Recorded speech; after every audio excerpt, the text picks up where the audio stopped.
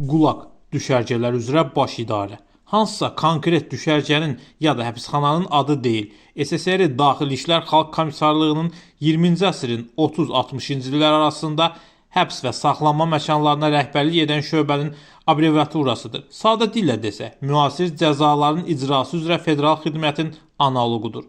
Ancaq qulaq mövcud olduğu müddətə adi idarə olmaqdan çıxıb hakimiyyətin özbaşınalığının rəmzinə çevrilmişdi. Hələ 1919-cu ilin yazında icbari əmək üzrə düşərgələrin işinin reqlamentləşdirən bir sənəd hazırlanmış və bununla da sistemin yaranmasının təməli qoyulmuşdu.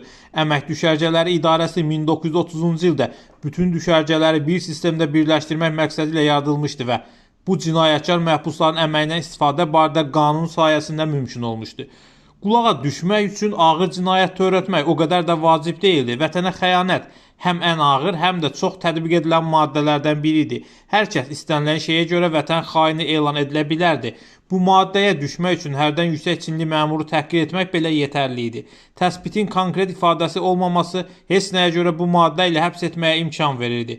Qanun xarici dövlətlərlə təmasları da qadağan edirdi. Bu bəndə düşərgəyə düşmək üçün əcnəbi vətəndaşla kəlmə kəsmək kifayət idi. Casusluqda ittiham olunmaq o qədər də çətin deyildi. Lazımsız maraq, hətta təyinatına görə istifadə olunan fotoaparat yetərli idi.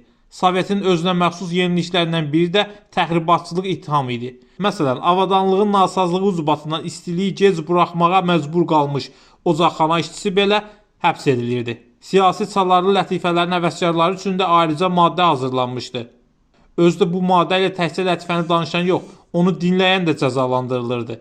Əlbəttə, əgər dinləyici danos yazıb təhlükəli cinayətkarı şəxsən ifşa etmirdisə, əgər zavod fəhləsi zay məhsul normasını keçirdisə, bunun hansı səbəbdən, məsələn, xam mal korlanmış olduğuna görə baş verdiyi vacib deyildi. Onu rahatca əks inqilabı sabotajda itham edirdilər. Hətta qəzetlərdə redakta və korrektə səhvləri də bu maddəyə aid edilirdi. 1940-cı ilə qədər sistem artıq 50-dən çox islah əmək düşərgəsi, 400-dən çox islah əmək koloniyası və yeniyetmələrin saxlandığı 50 koloniya daxil idi. İlk zamanlarda qulaq təcridxana, fərqli fikirlər sahibləri ilə mübarizə aləti kimi meydana çıxmışdı. Lakin tezliklə xalq təsərrüfatının az qala müstəqil sahəsinə çevrilmişdi. Çünki islah naminə əmək son dərəcə uğurlu işləyirdi.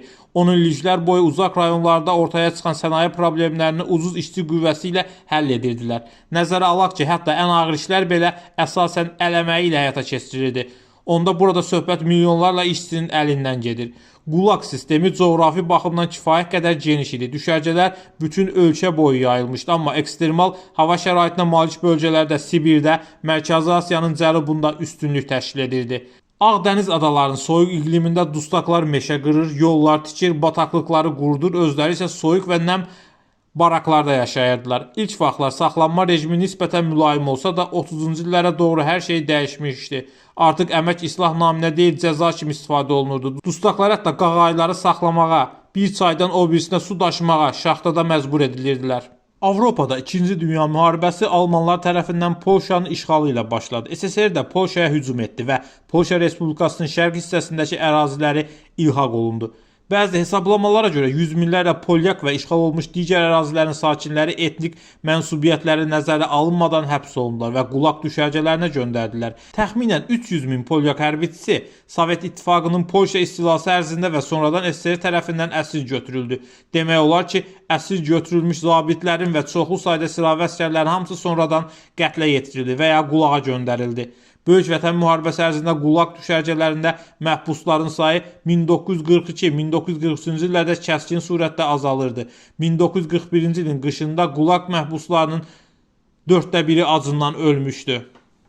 İkinci Dünya müharibəsindən sonra həbs düşərgələrində və koloniyalarda məhbusların sayı 2,5 milyona çatmışdı. 1945-ci ilin mayında Avropada müharibə bitəndə 2 milyon keçmiş Rus vətəndaşı SSR-yə məcburən qaytarıldı.